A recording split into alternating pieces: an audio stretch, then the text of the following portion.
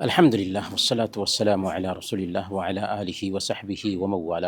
محترم بھائیو، السلام علیکم ورحمۃ اللہ وبرکاتہ۔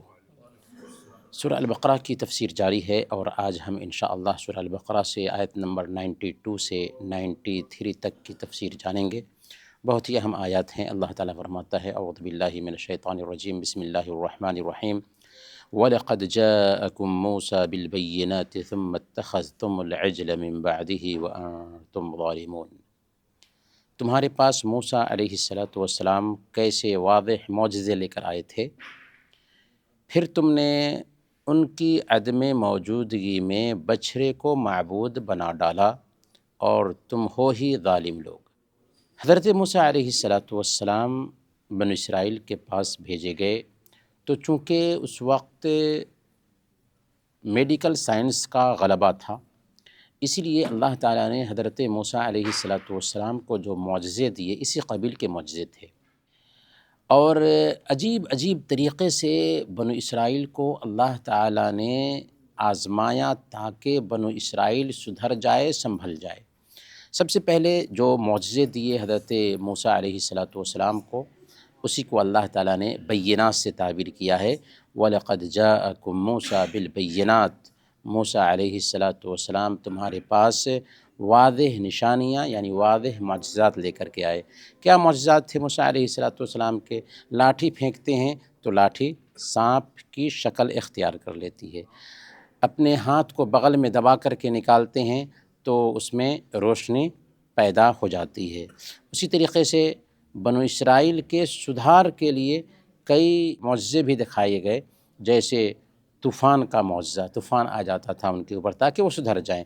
ٹڈی کا عذاب آیا، جوں کا عذاب آیا، میڈک کا عذاب آیا، خون کا عذاب آیا، اس کے باوجود بھی نہیں سنبھلتے ہیں تو بنو اسرائیل کو لے کر کے موسیٰ علیہ السلام میں نکلتے ہیں، یہاں تک کہ سمندر پھٹتا ہے بنو اسرائیل کے سامنے اور اس سمندر میں راستے بن جا رہے ہیں۔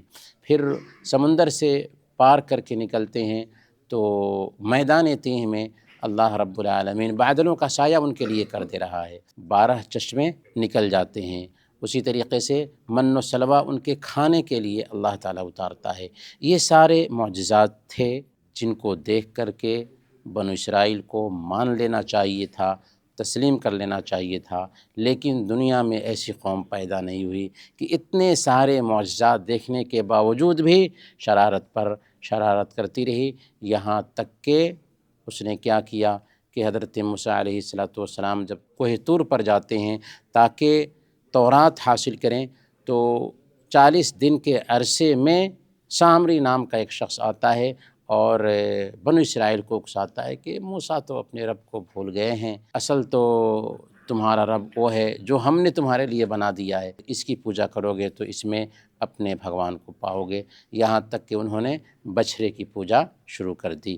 تو اسی کی طرف اشارہ کرتے ہوئے اللہ فرماتا ہے ثم اتخذتم العجل من بعده وانتم ظالمون، کہ اس کے بعد جب کہ موسیٰ علیہ السلام اللہ سے بات کرنے کے لیے، تورات حاصل کرنے کے لیے گئے تھے، تم نے بچھڑے کی پوجا شروع کر دی جبکہ تم ظالم لوگ تھے ہی۔ اور ظاہر سی بات ہے کہ اللہ کو چھوڑ کر کسی اور کی پوجا کرنا یہ سب سے بڑا ظلم ہے۔ ان الشرک لظلم عظیم، سب سے بڑا ظلم کیا ہے؟ کیا ہے سب سے بڑا ظلم؟ شرک کرنا سب سے بڑا ظلم ہے۔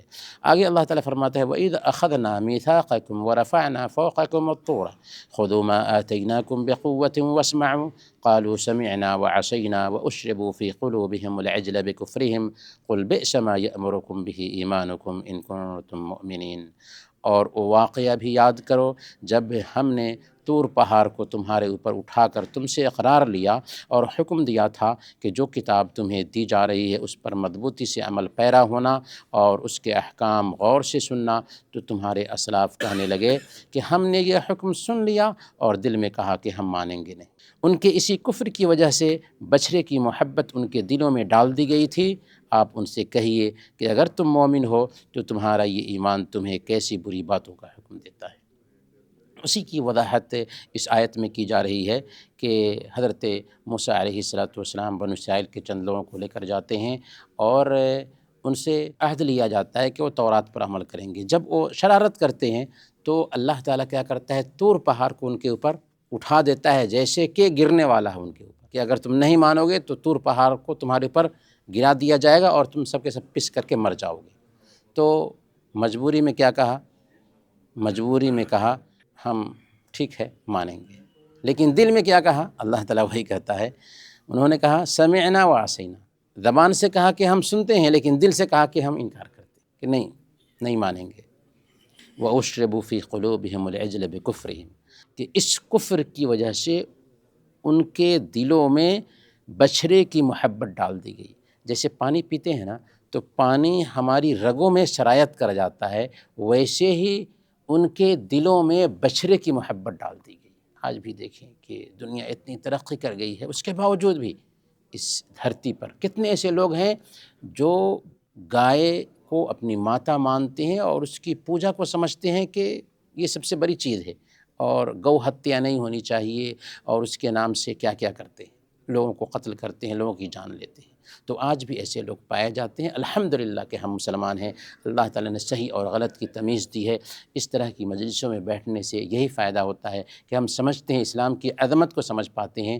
الحمدللہ کہ ہم مسلمان ہیں۔ تو اللہ تعالیٰ نے کہا وَأُشْرِبُوا فِي قُلُوبِهِمُ الْعِجْلَ بِكُفْرِهِمْ، کہ ان کے کفر کی وجہ سے ان کے دلوں میں دراصل بچھڑے کی محبت ڈال دی گئی۔ قُلْ بِئْسَ مَا يَأْمُرُكُمْ بِهِ إِيمَانُكُمْ إِن كُنتُم مُؤْمِنِينَ۔